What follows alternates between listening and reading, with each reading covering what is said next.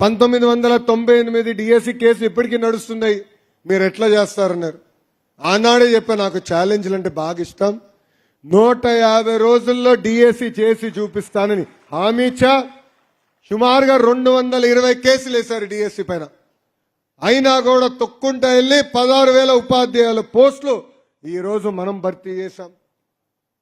6,000 మంది కానిస్టేబుల్ పోస్టులు కూడా మనం భర్తీ చేశాం. గతంలో ఆంధ్ర రాష్ట్రం నుంచి వచ్చామంటే తలదించుకుని తిరిగే పరిస్థితి. అందరు అనేవారు సైకో రాష్ట్రం నుంచి వచ్చావా అని. అలాంటిది ఈరోజు ఎక్కడికి వెళ్ళినా ఆంధ్ర రాష్ట్రం నుంచి వచ్చారా, మీతో మేము పోటీ పడలేమని చెప్పే పరిస్థితికి తీసుకొచ్చాం. ఇప్పటికీ 20 లక్షల కోట్ల పెట్టుబడికి ఒప్పందాలు చేసుకున్నాం. తద్వారా 16 లక్షల మందికి ఉద్యోగాలు కల్పించే దిశగా మనం పనిచేస్తున్నాం. పక్కనే ఉన్న కొరమాండల్ ఫర్టిలైజర్స్ కూడా ఎక్స్పాన్షన్కి వెళ్తున్నారు. తద్వారా 8,000 మందికి అదనంగా ఉద్యోగాలు వస్తున్నాయి. మన ఆనాడే చెప్పాం ఒకే రాష్ట్రం ఒకే రాజధాని, కానీ అభివృద్ధి వికేంద్రీకరణ అని చెప్పాం. ఈరోజు ఆ అభివృద్ధి వికేంద్రీకరణ అంటే ఏంటో మనందరం చేసి చూపిస్తున్నాం. నేను కూడా నిర్ణయం తీసుకున్నా, ఎప్పుడు వచ్చినా ఏ ప్రభుత్వ కార్యక్రమం చేసాక వచ్చినా తప్పనిసరిగా ఆ నియోజకవర్గంలో ఉన్న కార్యకర్తల్ని నేను కలుస్తా. ప్రతి కార్యకర్తతో ఫోటో దిగిన తర్వాతనే నేను తిరిగి వెళ్తానని చెప్పాను. ఇప్పటికీ 81 ప్రజా దర్బారులు నిర్వహించా. ఒక పక్కన ప్రజలు ఎదుర్కొంటున్న సమస్యలు ఏంటో తెలుసుకుంటున్నా, కార్యకర్తలు ఏమైనా ఇబ్బందులు పడుతుంటే అది కూడా నేను తెలుసుకుంటాం జరుగుతుంది. ఇంకా తూర్పు గోదావరి జిల్లా అన్నా తెలుగుదేశం పార్టీ అన్న ఆ బంధమే వేరు. మన ఎన్నికల్లో చూసాం 19 స్థానాలకి 19 స్థానాలు మీరు మమ్మల్ని గెలిపిస్తాం కూడా జరిగింది. ఒక స్వీప్ ఏంటో మీరు చూపించారు. గెలుస్తామే కాదు, ఆ మెజారిటీలు చూస్తే అందరు దిమ్మ తిరిగిపోయింది. మనందరం అనుకున్నాం గత రాక్షస పాలన ప్రజలు గుర్తిస్తారా లేదా అని. ప్రజలు అన్నీ చూశారు. అందుకే గట్టిగా దెబ్బ కొట్టి ఆ టీమ్ 11 అంటే తెలుసా, అర్థమైందా రాజా? ఆ టీమ్ 11 ఏకంగా శాసన సభకు కూడా రాకుండా చేశారు ఆంధ్ర రాష్ట్ర ప్రజలు. మొన్నే గౌరవ ముఖ్యమంత్రి గారు వచ్చి మన దగ్గర గ్రీన్ అమోనియా ప్లాంట్ కూడా శంకుస్థాపన చేశారు. అది ప్రపంచంలోనే అతిపెద్ద ప్లాంట్. ఆ ప్లాంట్ ద్వారా సుమారుగా ఇంకొక 8,000 మందికి ఉద్యోగాలు రాబోతున్నాయి. అంటే ఒక యుద్ధ ప్రాతిపదికంగా సంక్షేమం అభివృద్ధి మనం చేసుకుంటూ వెళ్తున్నాం. కానీ ఇక్కడ ఒక విషయం, కార్యకర్తలు మనందరం అప్రమత్తంగా ఉండాలి. ఏదో పని చేసేస్తున్నాం అని కాదు, ప్రజల్లో చైతన్యం తీసుకురాలి. ప్రతిపక్షం చేస్తున్న డ్రామాలు కూడా చెప్పాలి. ఎందుకంటే కోడి కత్తి డ్రామా చూసాం. వాళ్ళ కార్యకర్తకే వీళ్ళు కోడి కత్తిస్తారు, అతని లోపల తీసుకొస్తాడు. ఆనాడు మాజీ ముఖ్యమంత్రి గారిని అతనే గుచ్చుతాడు. ఏదో అయిపోయిందని వెళ్ళి ఢమాలని హైదరాబాద్కి ప్లేన్లు వెళ్తాడు. హైదరాబాద్లో ఒక హాస్పిటల్ అటా పడిపోతాడు. ఆయన ప్రపంచం మొత్తాన్ని చూపిస్తాడు, చూడు నన్ను చంపేదానికి ప్రయత్నించారు. చేసింది ఎవరు? వైకాపా కార్యకర్త. చేపించింది ఎవరు? వైకాపా వాళ్ళు. దాని తర్వాత బాబాయ్ హత్య. ఎక్కడ బాబాయ్ ఎంపీ సీట్కి అడ్డుపడతాడని ఏకంగా బాబాయ్నే లేపేశారు. ఫస్ట్ ఏమన్నారు? గుండుపోటు అన్నారు. దాని తర్వాత గొడ్డల పోటు అని తెలిసిపోయింది. గత ప్రభుత్వంలో సిబిఐ వచ్చారు అరెస్ట్ చేసానికి. వాళ్ళు దొంగల్లాగా పారిపోయి కర్నూలు హాస్పిటల్లో దూరి పడుకున్నారు. ఆయనకు ఆరోగ్యం బాగాలేదంట. ఎక్కడ సిబిఐలో వచ్చి పట్టుకెళ్తారని హాస్పిటల్లో పడుకునే రోజులు మనందరం చూసాం. దాని తర్వాత కరెక్ట్గా ఎన్నికల ముందర గులకరాయి డ్రామా. అది స్పెషల్ గులకరాయి అండి. నేను చెప్పాలి, కార్టూన్లో చూస్తాం, మన పిల్లలు చూస్తారు చూడు కార్టూన్స్, అక్కడ ఇట్లాంటి రాళ్ళు ఉంటాయి. ఇక్కడ కొడుతుంది, మళ్ళీ తిరిగి ఇటు వచ్చి ఇటు కొడుతుంది, మళ్ళీ పక్కనున్న వెల్లంపల్లికి ఇది కన్ను కొడుతుంది. అంటే 4 తల్లికి వెళ్ళింది ఆ గులకరాయి. స్పెషల్ గులకరాయి. అది కూడా ఎంత డ్రామానో చూడండి. ఆ రోజు కానీ మనం బయటకు వచ్చి అరే బాబు ఇది ఒక డ్రామా, కోడి కత్తి బాబాయ్ హత్యలు ఎలా ఉందో ఇది ఒక డ్రామా అని ఆనాడు చెప్పుకుంటూ ఉంటే మనం మళ్ళీ సింపతి తీసిన ప్రయత్నించాడు. ఏదో మనం కొట్టించాం, మనమే రాయి ఇచ్చామని చెప్పే పరిస్థితి తీసుకొచ్చేవారు వీళ్ళు. కల్తీ మద్యంలో వీలే, చివరికి కల్తీ నెయ్యి కూడా వీలే. అదొక కల్తీ పార్టీ. పై నుంచి కింద వరకు అంతా కల్తీ నాయలే ఉంటారు అక్కడ. అలా ఉంది వాళ్ళ పరిస్థితి. ఈరోజు వాళ్ళందరూ దేవుడి ప్రసాదం గురించి మాట్లాడుతున్నారు, మన పైన ఆరోపణలు చేస్తున్నారు.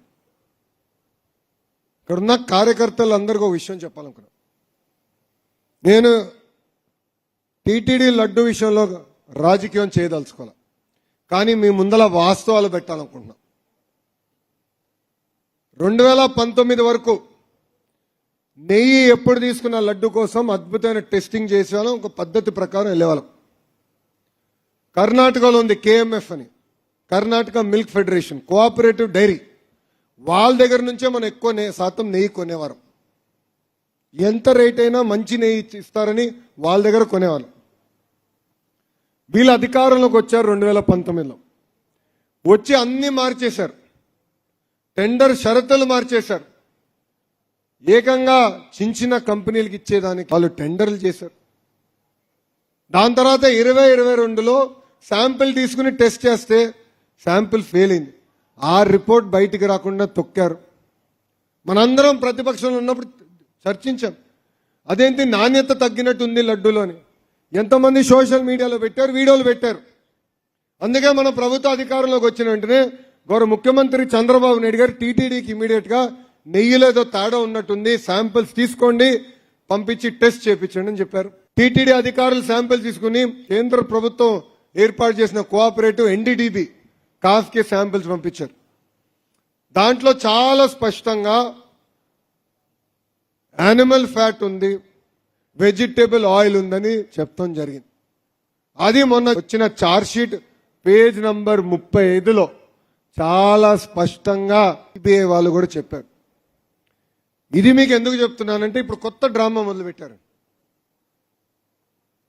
టీటీడీ లడ్డును కూడా వదిలిపెట్టట్లేదు, దేవుడి లడ్డు పైన డ్రామా మొదలుపెట్టారు. అందుకే మనందరం అప్రమత్తంగా ఉండాలి. ఇంకా చాలా డ్రామాలు చేస్తాడండి. వాస్తవంగా జగన్ గారు సినిమాల్లోకి వెళ్లాల్సిందే. ఆయనకు ఆస్కర్ కాదు కదా, భాస్కర్ అవార్డు ఇచ్చిండే వాళ్ళందరం కలిసి. అంత అద్భుతంగా నటిస్తాడు. వాళ్ళే తప్పులు చేస్తారు, వాళ్ళే కల్తీ నెయ్యి సప్లై చేస్తారు, తిప్పి మన్ అంటారు. అదేంటో నాకే అర్థం అవుతుంది. కోడి కత్తి మన పైన చెప్పారు. బాబాయిని చంపినప్పుడు హాఫ్ పేజ్, మొత్తం పేజ్లో హాఫ్లో ఆయన వేసుకునే ప్యాంటు షూస్ చూపించి చేతిలో కత్తి పెట్టి ఏకంగా నారాసుడ రక్త చరిత్ర అన్నారు. ఇప్పుడు దాని గురించి చర్చ. గుల్కరాయ్ అట్లనే చెప్పారు. ఈరోజు లడ్డు విషయంలో కూడా మన పైన నెపం వేస్తున్నారు. అందుకే నేను మిమ్మల్ని అందరినీ కోరేది, మనం అప్రమత్తంగా ఉండాలి. మన చేస్తున్న సంక్షేమ అభివృద్ధి కార్యక్రమాలతో పాటు మనందరం రాజకీయాల్లో ఉన్నాం, ప్రజల్లో చైతన్యం తీసుకురావాలి, ప్రజల దగ్గరికి వెళ్ళాలి, ప్రజలకి వాస్తవాలు చెప్పాలని ఈ సభాముఖం మిమ్మల్ని అందరూ నేను కోరుతాం జరుగుతుంది. మొన్న జరిగిన ఎన్నికల్లో 3 పార్టీలు కలిసి పోటీ చేసినాయి. ఒకటి తెలుగుదేశం పార్టీ, రెండోది జనసేన పార్టీ, మూడోది భారతీయ జనతా పార్టీ. నేను ఎన్ని రాష్ట్రాలకు వెళ్ళినా, ఎన్ని దేశాలకు వెళ్ళినా వాళ్ళందరూ ఒకటే చెప్తున్నా, వేరే రాష్ట్రాల్లో డబుల్ ఇంజిన్ సర్కారులు ఉన్నాయి, కానీ ఆంధ్ర రాష్ట్రంలోనే డబుల్ ఇంజిన్ బుల్లెట్ ట్రైన్ సర్కారు ఉందని. కేంద్రంలో ప్రధానమంత్రి నరేంద్ర మోడీ గారు, రాష్ట్రంలో మన నాయకుడు చంద్రబాబు నాయుడు గారు అహర్నిశలు రాష్ట్ర అభివృద్ధి కోసం కష్టపడుతున్నారు. మనం డబుల్ ఇంజిన్ సర్కారులో ఉన్నాం కనుకనే విశాఖ ఉక్కుని కాపాడుకున్నాం, విశాఖ రైల్వే జోన్ ఏర్పాటు చేసుకున్నాం, పీపీసీఎల్ కొత్త రిఫైనరీ పెడుతున్నారు. విభజన చట్టంలో ఏదైతే హామీలు ఉన్నాయో అవన్నీ ఒక పద్ధతి ప్రకారం మనం నిలబెట్టుకుని ముందరికెళ్తున్నాం. ఇది మనందరం గుర్తుపెట్టుకోవాలి. పవన్ అన్న కూడా పదే పదే చెప్తున్నారు, ఒక టర్మ్ కాదు, 2 టర్మ్లు కాదు, 3 టర్మ్లు కలిసికట్టుగా మనం పోటీ చేయాలి. 3 టర్మ్లు మనమే ప్రభుత్వం ఏర్పాటు చేయాలి. అప్పుడే దారి తప్పిన రాష్ట్రాన్ని సరైన దారిలో మనం పట్టుకెళ్తాం. గుజరాత్లో చూడండి, కంటిన్యూస్గా ఒకే ప్రభుత్వం వస్తుంది. అదేవిధంగా మొన్నటి వరకు ఒరిస్సాలో కూడా ఒకే ప్రభుత్వం వచ్చింది. ఆ రాష్ట్రాలు చూడండి ఎంత ముందరికెళ్ళినాం, ఎంత అభివృద్ధి చెందినాం. ఇది మనం ప్రజలకి చెప్పాలి. ఆ బాధ్యత మనందరిపైన ఉంది, ప్రత్యేకంగా కార్యకర్తల పైన ఉందని ఈ సభాముఖం తెలుపుతున్నాం. ఆ సైకో పార్టీ గురించి మీకు తెలుసు. వాళ్ళే దొంగ ఫేస్బుక్ పేజీలు పెడతారు, నా ఫోటో పెడతారు, మీ ఫోటో పెడతారు. అది వాడి వాళ్ళు జనసేన వాళ్ళని తిడతారు, లేదంటే భారతీయ జనతా పార్టీ వాళ్ళని తిడతారు. వాళ్ళ పేరు పైన ఫేస్బుక్ పేజీలు పెట్టి మన్ని తిడతారు. అది చూసి మీరందరూ కంగారు పెడతారు, అదేంటి మంది తిడుతున్నారు మనం కూడా తిడతామని. వాళ్ళు ఏంటంటే మనకి విడాకులు తీసుకురావాలి, మన మధ్యలో చిచ్చు పెట్టాలని వాళ్ళు ప్రయత్నిస్తున్నారు. నేను చాలా స్పష్టంగా అనేక సార్లు చెప్పా, మళ్ళీ చెప్తున్నా, 3 పార్టీలు కలిసికట్టుగానే పోటీ చేస్తాయి, కలిసికట్టుగానే రాష్ట్రాన్ని అభివృద్ధి చేస్తాయి, కలిసికట్టుగానే ఈ రాష్ట్రాన్ని ముందలు తీసుకెళ్తాయి. మాకు ఎలాంటి విభేదాలు లేవు. ఎందుకంటే మా ఎజెండా ఒకటే, రాష్ట్ర అభివృద్ధి. మా ఎజెండా ఒకటే, భారతదేశం అభివృద్ధి చెందాలంటే ఆంధ్ర రాష్ట్రం కీలకమైన పాత్ర వహిస్తుంది. అందుకే ఈ కలేక ముందరికెళ్తాం, కలిసికట్టుగా పనిచేస్తాం. దానికి మనందరం కూడా సహకరించాలని ఈ సభాముఖం మీకు తెలుపుతున్నా. ఇక్కడ మండల్ పార్టీ అధ్యక్షులు ఉన్నారా? మండల్ పార్టీ అధ్యక్షులు ఇంకా మన కమిటీలో ఎలా? పార్లమెంట్ కమిటీలో ఉన్నారా? మన పార్లమెంట్ కమిటీలో ఉన్నవారు ఉన్నారా? చేతుల పైకి ఎత్తండి. పార్లమెంట్ కమిటీలో ఉన్నవారు. మొన్న ట్రైనింగ్కి వచ్చారు, అందరు వచ్చారా? ఎవరు నెగ్గొట్టారా? వచ్చారా? మీరు చూశారు ట్రైనింగ్ ఎట్లా చేస్తున్నాము. ఒక పద్ధతి ప్రకారం పార్టీని సరైన దారిలో పెట్టాలనుకున్నాం. 20 సంవత్సరాల క్రితం ట్రైనింగ్లు చేసేవాళ్ళం, దాని తర్వాత మర్చిపోయాం. పార్లమెంట్ కమిటీలో సుమారుగా 83% మంది కొత్త వారు వచ్చారు. సీనియర్లు కూడా చాలా స్పష్టంగా చెప్తున్నారు, కుర్రోల్ని ప్రోత్సహించాలి, ముందలు తీసుకెళ్ళాలి. ఇప్పుడు మన పైన బాధ్యత ఉంది, నేర్చుకోవాలి. అన్నీ నాకు తెలిసిన అహంకారం మనకొద్దు, నేర్చుకుందాం. పార్టీ ఏ కార్యక్రమం ఇచ్చినా తూచా తప్పకుండా మనం అమలు చేయాలి. మన పార్టీ స్థాపించిన దగ్గర నుంచి ఒక జబ్బు ఉందండి. ఏంటా జబ్బు? అలక. కోవిడ్ కన్నా ప్రమాదమైన జబ్బు ఇది. ఎందుకు చెప్తున్నానంటే కోవిడ్కి కనీసం కోవాక్సిన్ ఉంది స్వామి, అలక్కకి ఇంకా వ్యాక్సిన్ ఎతకాలి. ఏమో ఆ వ్యాక్సిన్ నేనేమో. ఎందుకంటే మీటింగ్లో చెప్తున్నా, ఎవరిని అలిగింట్లో పడుకుంటే కర్ర పట్టుకుని వస్తాను నేనే అని. అరే ఇది మన పార్టీ, మనం అనుకునే అన్నీ అవ్వకపోవచ్చు, చర్చించాలి, 4 గోడల మధ్యలో కూర్చోవాలి, మాట్లాడుకోవాలి. అవ్వదు. ఏం పార్లమెంట్ పార్టీ అధ్యక్షుడు ఏం చేస్తున్నాడు? కూర్చోవాలి. మా జోనల్ కోఆర్డినేటర్ ఏం చేస్తున్నారు? మీరు వెళ్ళి పోరాడాలి, నిలదీయాలి. అన్నమే ఇది అనుకుంటున్నాం, ఇట్లా చేస్తే బాగుంటుంది, చర్చ జరగాలి. మీరు అందరూ అనుకోవచ్చు లోకేష్ ఏమనుకుంటే అది అవుతుందని, పొరపాటు పడుతున్నా. జిల్లా పార్టీ వ్యవస్థ నుంచి పార్లమెంట్ పార్టీ వ్యవస్థ తీసుకొచ్చేదానికి నేను సంవత్సరంన్నర పోరాడా, పార్టీలో పోరాడా, పాలిట్ బ్యూరోలో పోరాడా. ఎందుకంటే అది నేను నమ్మా, పార్టీకి మంచిది. మనం రాజకీయాల్లో ఉన్నాం, మనకి ఎమ్మెల్యేలు ఎంత ముఖ్యమో ఎంపీలు కూడా అంతే ముఖ్యం. ఈ వ్యవస్థ తీసుకొస్తే బాగుంటుందని నేను నమ్మా, నేను పోరాడా. సాధించే వరకు నేను వదిలిపెట్టలా. నేనే అంత పోరాడితే ఇంక మన అందరం కలిసికట్టుగా ఎంత పోరాడాలి? ఇది మన పార్టీ, అలిగేదానికి లేదు. ఇప్పుడు బాధ ఉండొచ్చు, ఆవేదన ఉండొచ్చు, చెప్పుకోవాలి, మాట్లాడాలి. దానికి ఒక వ్యవస్థ అనేది ఒక పార్టీ ఉంది. ఈ భూమి పైన మనం శాశ్వతం కాదు, కానీ తెలుగుదేశం పార్టీ అనే శాశ్వతం అని మనందరం గుర్తుపెట్టుకోవాలి. కార్యకర్తలందరూ ఒక విషయం ఆలోచించండి. నేను ఒక జాతీయ ప్రధాన కార్యదర్శిగా పార్టీలో పనిచేస్తున్నా. కానీ నేను ఎప్పుడు కోరుకునేది పార్టీ అనేది ఒక వ్యవస్థ. లోకేష్ పైన ఆధారపడి ఉండకూడదు ఈ పార్టీ. అన్నగారు ఏ ఆశయాలతో అయితే పార్టీ స్థాపించారో అది కార్యకర్తలే నడిపిస్తూ ముందలు తీసుకెళ్లాలని కోరుతూనే ఉన్నా. ఇది మనందరం గుర్తుపెట్టుకోవాలి. పార్టీ అనేది ఒక వ్యవస్థ. కలిసికట్టుగా మనం పనిచేయాలి, కలిసికట్టుగా ముందరికెళ్ళాలి. ఎస్, కొన్ని ప్రత్యేక పరిస్థితులు మన నియోజకవర్గంలో ఉన్నాయి, కాదని నేను అనట్లేదు. కానీ నేను ఇక్కడున్న కార్యకర్తలు అందరికీ ఒక విషయం చెప్తున్నా. నేను రేపే ఒక టీముని పంపిస్తాను. వాళ్ళ ఆధ్వర్యంలో మీరు గ్రామ స్థాయి నుంచి కమిటీలు ముందల వేసుకోవాలి. మళ్ళీ చెప్తున్నా, పార్టీ అనేది ఒక వ్యక్తి పైన ఆధారపడి ఉండదు.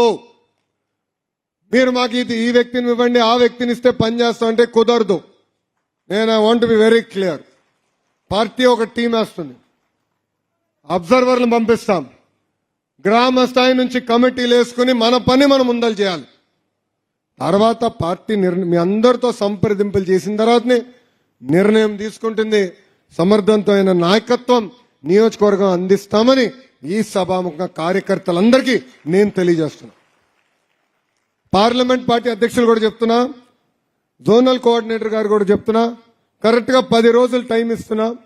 ఈ రోజు నేను అమరావతికి వెళ్ళిన వెంటనే కమిటీ మేము నియమిస్తాం, కమిటీ వస్తుంది. ఆ కమిటీ కూర్చుని ప్రతి వార్డ్ ప్రతి గ్రామం తిరిగి కంపల్సరీ కమిటీలు పూర్తి చేయాలని, మీ ఇద్దరు నాయకత్వంలో పూర్తి చేయాలని ఈ సభాముఖంగా వాళ్ళకి నేను ఒక మాటలో చెప్పాలంటే ఆదేశాలు జారీ చేస్తున్నాం. గ్రూప్ రాజకీయాలకి దూరంగా ఉండండి. మీకు మంచిది కాదు, నాకు మంచిది కాదు. మీరు దయచేసి ఒక విషయం గమనించండి. చంద్రబాబు నాయుడు గారు చుట్టూ ఈరోజు కోటరీ లేదు, గమనించారా? కోటరీ లేదు. ఎందుకంటున్నానంటే ఆయనకి వాట్సాప్ ఉంది.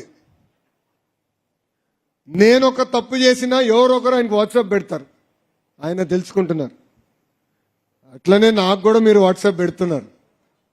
రోజు 3 గంటలండి నాకు వాట్సాప్లో మెసేజ్లను చదువుకునేదానికి 3 గంటలు పడుతుంది. కానీ నాకు ఎప్పుడు ఫీలింగ్ లేదు. వాస్తవాలు తెలుసుకునేదానికి ఒక మార్గం అది, కార్యకర్తల మనోభావాలు తెలుసుకునేదానికి నాకు డైరెక్ట్గా తెలుసుకునేందుకు ఒక అవకాశం అది.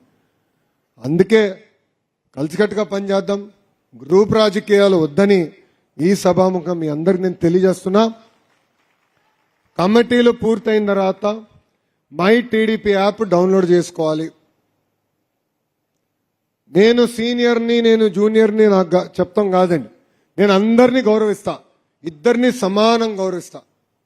వేదిక మీద ఉన్న పెద్దలకు తెలుసు, వేదిక ముందరున్న పెద్దలు తెలుసు, అందరిని గౌరవిస్తా. కానీ పనిచేసే వాళ్ళని నేను ప్రోత్సహిస్తా. మీరు నా చుట్టూ తిరుగుతామో, లోకేష్ చుట్టూ తిరిగినా, లేదు నవీన్ చుట్టూ తిరిగితే, లేదు సుజయ్ గారు చుట్టూ తిరిగితే పదవులు వస్తాయనుకుంటే చాలా పొరపాటు. ప్రజల చుట్టూ తిరగండి, మిమ్మల్ని ఎత్తుకుంటా మేము వస్తామని ఈ సభాముఖం తెలియజేస్తాం.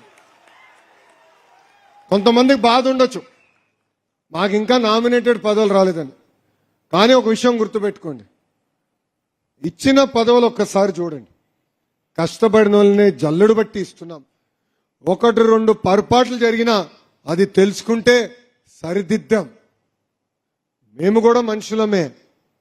10 నిర్ణయాలు తీసుకుంటాం, 3 తప్పవుతాయి స్వామి. కానీ ఆ 3 నిర్ణయాలు సరిదిద్దుకునేదానికి మీ లోకేష్ సిద్ధంగా ఉన్నారు. తప్పుడు నిర్ణయం తీసుకుంటే తెలియజేయాల్సిన బాధ్యత కూడా కార్యకర్తలు పైన ఉందని ఈ సభాముఖంగా తెలియజేసుకుంటున్నా. మై టీడీపీ యాప్ని డౌన్లోడ్ చేయండి. ఏ కార్యక్రమం ఉన్నా మై టీడీపీ యాప్ ద్వారా మీకు తెలియజేస్తాం. చేసి ఫోటోల కోసం కాదని, చేసే కార్యక్రమం తూచా తప్పకుండా చేద్దాం, ఒక స్పిరిట్తో చేద్దాం. జాతీయ ప్రధాన కార్యదర్శి నేను అయిన తర్వాత సభ్యత్వం చేయమని ఎవరు చెప్పలేదు నాకు. చాలా మంది చేయొద్దన్నారు. చాలా కష్టమైన పని, ఎంతోమంది ప్రయత్నించారు, నీకెందుకు చిక్కన్నారు. చేశాం. 2014 నుంచి చేస్తూనే వచ్చాం. ట్రైనింగ్ 2 దశాబ్దాల తర్వాత మళ్ళీ తిరిగి ప్రారంభించుకున్నాం. ప్రతిపక్షంలో కాదు, అధికారంలో చేస్తున్నాం. ఎంత పని ఒత్తిడున్నా వారానికి 1 రోజు ఫుల్ నేను పార్టీ ఆఫీస్కి వెళ్తున్నా. గౌరవ ముఖ్యమంత్రి చంద్రబాబు నాయుడు గారు 1 రోజు వెళ్తున్నారు పార్టీ ఆఫీస్కి. ప్రతిరోజు ఒక మంత్రి గారు కంపల్సరీ పార్టీ ఆఫీస్కి వస్తున్నారు. మొన్నే ఎంపీలతో కూడా డిస్కస్ చేశా, ఎంపీలు కూడా చెప్పా, ప్రతిరోజు ఒక ఎంపీ పార్టీ ఆఫీస్కి రావాలి, కార్యకర్తల్ని కలవాలి, వాళ్ళ సమస్యలు ఏమైనా ఉంటే అక్కడనే పరిష్కరించాలని కూడా చెప్తాం జరిగింది. పార్టీ అనేది ఒక వ్యవస్థ. గ్రామంలో సమస్య ఉంటే గ్రామ కమిటీతో మాట్లాడాలి, అవ్వపోతే మండల కమిటీతో మాట్లాడాలి, నియోజకవర్గ కమిటీతో మాట్లాడాలి, పార్లమెంట్ కమిటీతో మాట్లాడాలి. ఇన్ఛార్జ్ మార్చులు ఉన్నారు, ఇన్ఛార్జ్ మంత్రి గారు ఉన్నారు. నారాయణ గారు ఈరోజు అనారోగ్యం కారణం వల్ల కొంచెం ఎలర్జీ వచ్చింది ఆయనకి కన్ను కింద, అందుకే రాలేకపోయారు ఆయన. మేము మాట్లాడడం కూడా మొన్న ఆయన కూడా చెప్పాను, డిఆర్సీ మీటింగ్ ముందల పార్టీ మీటింగ్ పెట్టుకోవాలి, పార్టీ ఏదైతే చేయాలని నిర్ణయిస్తుందో అదే చర్చకి తీసుకెళ్ళాలి, అదే మనం అమలు చేయాలని వాళ్ళకు కూడా చెప్పాను. ఇన్ఛార్జ్ మార్చులు కూడా టైం కేటాయిస్తారు, కలుస్తారు, కార్యకర్తలతో మమేక్యం అవుతారు. మీ సమస్యలు పరిష్కరించడానికి మేము సిద్ధంగా ఉన్నాం, దాంట్లో ఎలాంటి సందేహం లేదు. కానీ ఒక వ్యవస్థలో మనం అందరం పనిచేయాలి, మన వంతు మనం పోరాడాలని ఈ సభాముఖంగా తెలియజేసుకుంటూ, నాకు ఇంత అద్భుతమైన అవకాశం ఇచ్చిన కార్యకర్తలందరికీ పేరు పేరున నా హృదయపూర్వక ధన్యవాదాలు తెలుపుకుంటూ మీ అందరి దగ్గర నుంచి సెలవు తీసుకుంటున్నాను. జై తెలుగుదేశం, జై తెలుగుదేశం. చంద్రబాబు నాయుడు గారి నాయకత్వం వర్ధిల్లాలి, చంద్రబాబు నాయుడు గారి నాయకత్వం వర్ధిల్లాలి. జోహార్ అన్న ఎన్టీఆర్, జోహార్ అన్న ఎన్టీఆర్. జోహార్ జోహార్. జై హింద్. జై హింద్. Thank you. అందరికి నమస్కారం.